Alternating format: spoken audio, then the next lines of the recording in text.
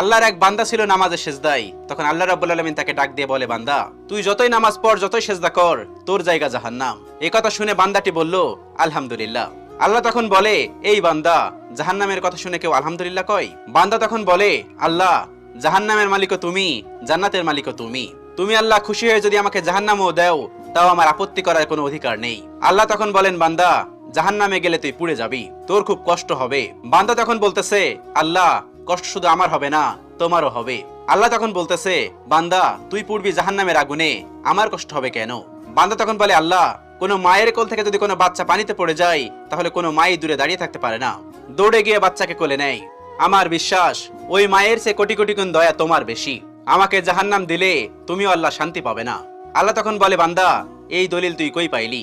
বান্দা তখন বলে, আল্লাহ, আমাদের জাতির পিতা ইব্রাহিম আলাইহিস সালাম তোমার প্রেম মুখে নিয়ে যখন নমরুদের আগুনে পড়ে গেল, তার আগেই তুমি বলে